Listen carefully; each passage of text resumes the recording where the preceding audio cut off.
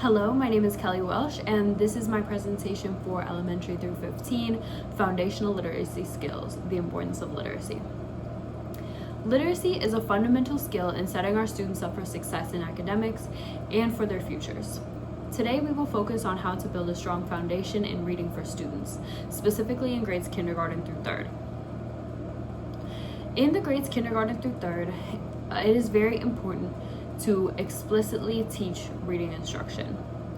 Children who demonstrate reading struggles in the early grades, such as kindergarten through 3rd, must be targeted for specific instruction at that time, as it has been shown that it is significantly harder for students to catch up on their reading skills if they have fallen behind past 3rd grade. Explicit reading instruction takes the guesswork out of the instruction and breaks skills down into smaller pieces so that the educator can teach specific skills to students, either one-on-one or in small groups. It also helps to clarify concepts that students may be confused about and ensure that they're on track before they move on to harder concepts. When explicit instruction is implemented in grades kindergarten through 3rd, students are able to have their performance monitored closely, get immediate feedback, and receive clear and concise instruction, building a stronger foundation for later concepts. As we look at how to best support our students, we must also look at the effects of dyslexia on our students' reading success.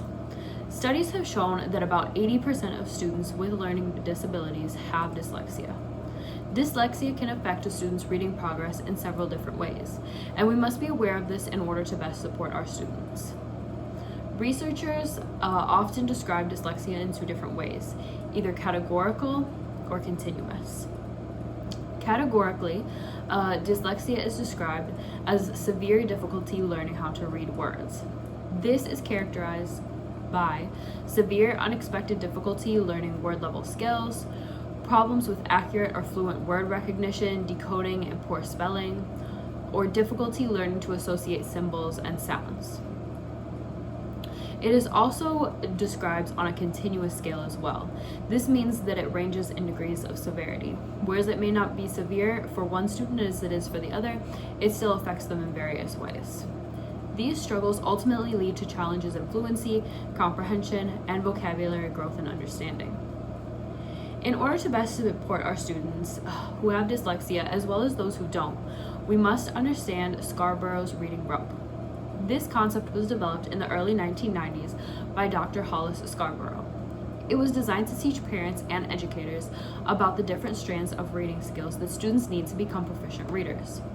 She used the model of strands in a rope to demonstrate how all of these aspects are intertwined and dependent on each other. It's made up of upper and lower strands that intertwine together to make skillful and proficient readers. First come the lower strands, which are our base concepts. Those consist of phonological awareness, decoding, and sight recognition. Our upper strands consist of background knowledge, vocabulary, language structures such as syntax and semantics, verbal reasoning such as inference and metaphor, and literary knowledge such as print concepts and genres of literature. All of these intertwine together in order to create strong, proficient, and confident readers. As we look at these different components, we also must look at the components of reading based on the science of reading. All of these components come together just like the aspects of Scarborough's rope in order to form confident and proficient readers. These are phonemic awareness, which is the awareness of sounds in a word, phonics, which is the relation of those sounds to letters, fluency, which is the ability to read confidently and with porosity, vocabulary, which is the understanding of words that are being read, and text comprehension, which is understanding the text and being able to apply it as a whole. As we look at these different aspects of reading, it's very important to have strategies in our toolbox as educators in order to support students in all of these different levels. Today we're going to look at 2 different strategies for each of these categories to see how we can best support our students. For the area of phonological awareness, The first strategy is that teachers can begin instruction by introducing familiar words and then gradually drawing students' attentions to smaller pieces of the words and sound segments within them. They can even start with a larger sentence, break that sentence into words, and then break the words into syllables. This helps give the students a context that they understand, foreseeing that words are made up of smaller sounds. Another strategy we can use is to identify and switch around syllables in a word. For example, we could take the word pencil and break it apart into pencil, and then switch those around to sill, pen. This helps students to see how the different aspects of sounds can be manipulated and deleted in a word. Moving on to phonics, we can first provide interactive practice with our phonics. This could look like moving tiles into sound boxes to analyze words, using hand gestures, memory cards, or even assembling sentences with words on cards. This helps our students to interact with the material and learn it more fully. We can also promote the transfer of decoding skills to text. Students need to practice reading recently taught letter-sound correspondences in a connected text and immediately apply those new skills to reading. This could look like teaching words and then using them in a story or in a text that the students are familiar with. For fluency, first of all, we need to incorporate repeated reading with and without a model.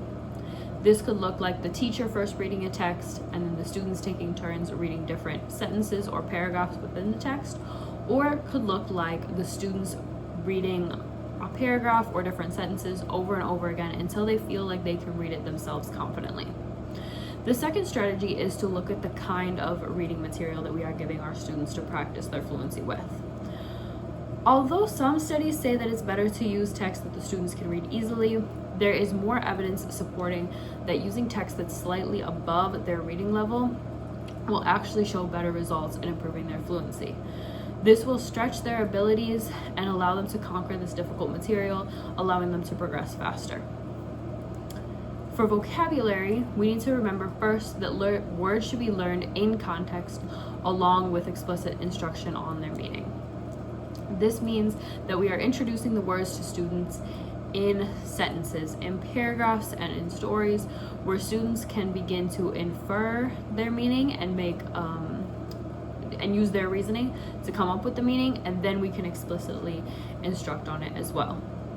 The second strategy is making sure that the students have multiple encounters with the word over an extended period of time. Oftentimes we can teach the word, teach it in context, and then the students don't see it again for weeks or even months.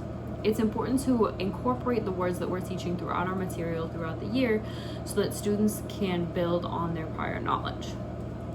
Finally, for text comprehension, there are two different strategies we can use. One is summarization instruction. We teach students how to pick out main ideas, support details, and condense their information into summaries.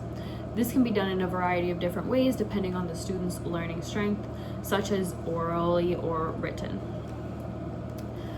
We also need to explicitly instruct comprehension strategies. We need to explicitly teach about how to summarize, how to make inferences, how to question what's going on in the text, and how to make predictions. Finally, it's very important to instruct students in the components of reading in their proper sequence, because if it is not done in the right order, it can result in difficulties in other areas. For example, we start with our phonemic awareness. If phonemic awareness is not taught before phonics is taught, students will struggle sounding out syllables and then blending and segmenting the words that they're learning in phonics. Now, if phonics isn't taught, when students will not learn how to properly decode and sound out words for fluency later on. However, if fluency is not properly taught, when students are trying to comprehend a text, they will spend too much time trying to sound out the words and will not really get a true understanding of what the text is about. If vocabulary is not taught before we focus on text comprehension, students will not have a meaning for all of the words in the text and therefore will have a hard time comprehending the text. From these examples, we can see why it's important to teach all of these things in sequence. Overall, it's very important to have a good knowledge of the different components of reading and strategies that we can use in our classrooms in order to create a strong reading foundation for our students.